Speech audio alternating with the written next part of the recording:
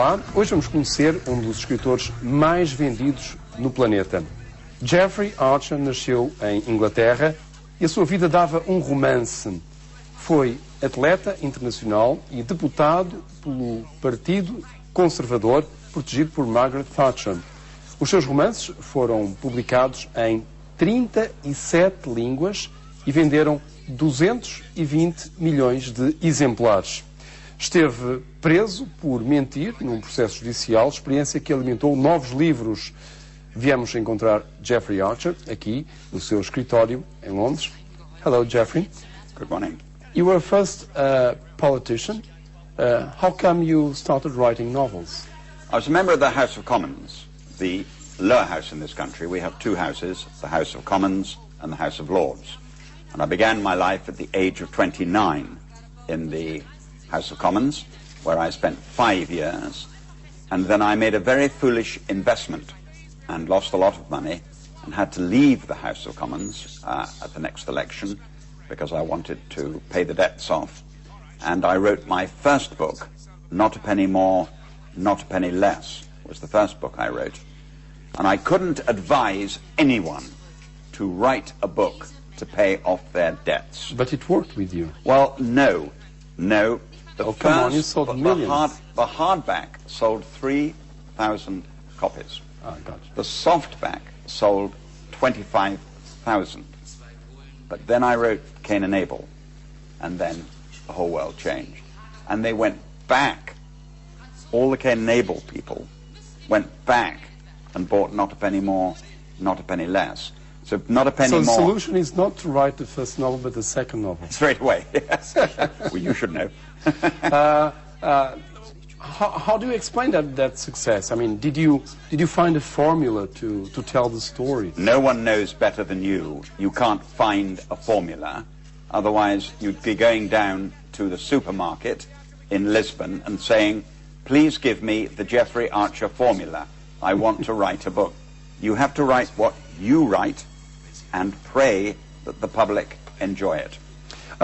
Your novels are filled with the poor people who, through their entrepreneurial spirit, become rich. You know, that happens with the Jewish boy in Fourth Estate, or with Abel in Cain and Abel, or with Charlie in As the Crow Flies. Would it be fair to call your novels capitalist thrillers? I've never heard them call that. It's an interesting. I came up with it. No, it's a very interesting description. I write about. I'm fascinated by people who come from nothing and achieve something. Doesn't have to be with wealth. I mean, my hero is Nelson, who was the son of a vicar and became the greatest sea fighting admiral this nation ever produced. I admire Margaret Thatcher, who was the daughter of a grocer in a small town in the north of England. You yourself were the son of a printer. Yes. I admire people who come from nothing and achieve something. Money doesn't have to be involved.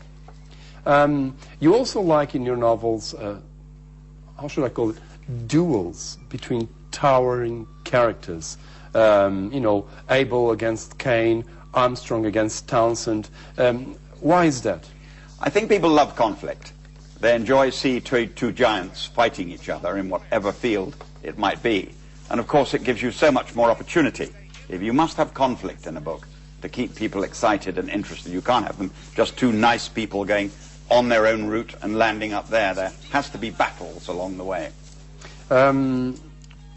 When you write these stories where the main characters are at odds with each other, do you ever secretly support one of them?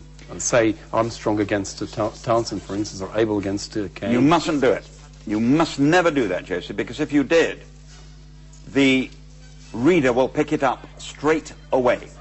You must never say, I love Cain and I don't like Abel. No, I mean secretly, when you're writing the story. No, even secretly. If you have it in that brain of yours, secretly, the clever reader will see it on the page. So it will show up.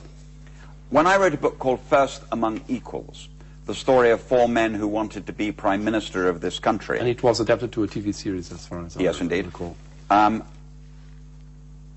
I did not know until the last chapter which one of them would become Prime Minister.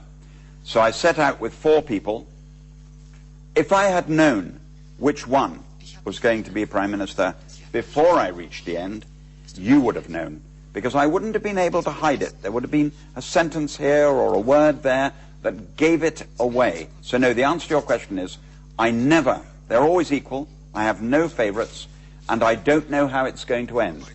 Because if I know how it's going to end, I'm always frightened you'll know how it's going to end. My endings don't come until the last few days of writing. That's actually a very interesting point you're raising.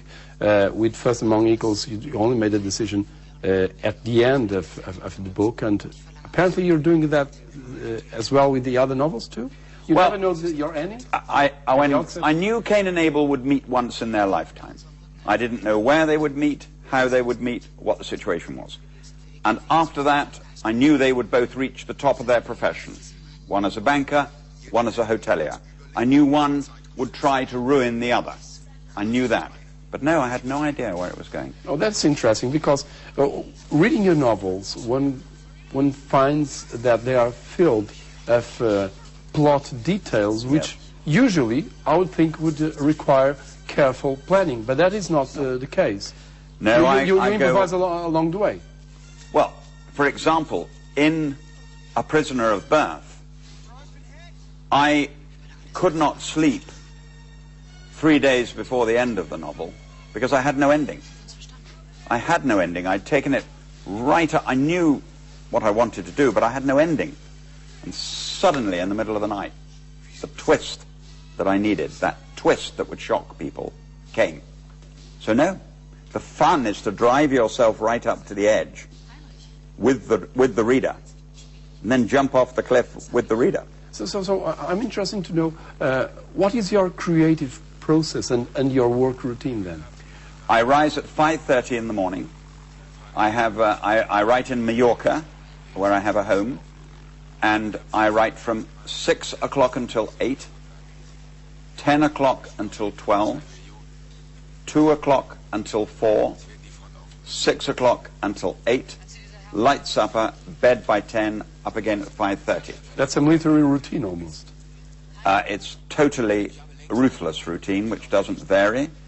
That will last for 60 days, about 350 hours, and then I will have the first draft, which Alison, who you met this morning, will type up for me, and then I take a 3-week break, go away from the environment in which I've been writing, come back, and with it all typed out, triple space, with a pencil, I start again.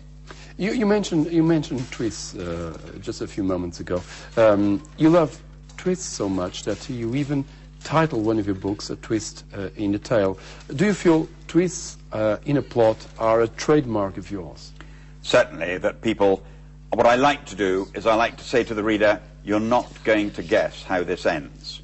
The problem is, after 14 books and 250, 300 million readers, is that they know my tricks. They've learnt my tricks. And so I have to be even more cunning to try and take them along the route. Because you're quite right. I like, particularly short stories, I like it to come in the last line. With full-length novels, I like it to come in the last chapter. I like the surprise to come in the last chapter. So yes, I suppose it is a trademark that having driven you down one road, I try and take you up another one. So you have novels which are capitalist thrillers, as I call them. You have novels with towering characters at duel with each other. Yes, Sagas. Right. But other novels are totally different. For instance, The 11th Commandment and First Among Equals are straightforward thrillers, whereas Path of Glory is a real-life epic, if I may call it so. Do you find the need to constantly have a variety so in order that you can surprise your readers? More that I can surprise myself. I wouldn't want to be the sort of writer that has the same character in every novel and runs on forever, and roughly the same story. I like to do a thriller, and then a saga, and then a set of short stories. I like to vary my own life, make my own life interesting. But you're quite right, there's no set theme all the way through. I wouldn't want to be that sort of writer. I mean, they're very popular, those sorts of writers, because the reader knows what they're going to get. We're going to get a detective story. We know the detective, and he will solve the crime. That wouldn't suit me. But don't you think that the danger is that the reader can say, I'm not going to get a Jeffrey Archer story with the kind of story I like, because they are sort of used to it? I hope that what they think is, I won't be able to put it down. I don't give a damn what it is. So that is the Jeffrey Archer style? Yes. A book that you cannot put down. That is my total aim, is to make you turn the page. I am a storyteller, not an author, not a writer. I am a storyteller. I begin once upon a time, and I don't want you to put the book down. Your novel, Shall We Tell the President, puts Edward Kennedy as the President of the United States. And later on, you've changed the President to Florentina Kane. Why did you do that? Well, I wrote Cain and Abel, in which Florentina Rosnowski, the daughter of Abel, marries William Kane, and I'd always wanted to write the story of a woman president. So then came The Prodigal Daughter, which was a woman president, and I thought, with a minor rewrite, I can make Florentina take the place of Edward Kennedy, because by then it was clear. I always thought Edward Kennedy had a genuine chance of being president of the United States. By the time I reached that stage, I didn't believe any longer he would be other than a senator. I can see that you love rewriting your stories. You did that with Shall We Tell the President, and now with Cain and Abel. Why is that? Why don't you leave the book as it was written in the first place? Well, Cain and Abel is a much bigger job. I actually, last January, went to my home in Mallorca and decided to read Cain and Abel for the first time in 30 years. It's now been on the bookshelves for 30 years. And made the decision, I thought I would just make some little tweaks here, a little line there, a little word there, and hand it in to the publisher and not say anything, just publish it again and just get on with it.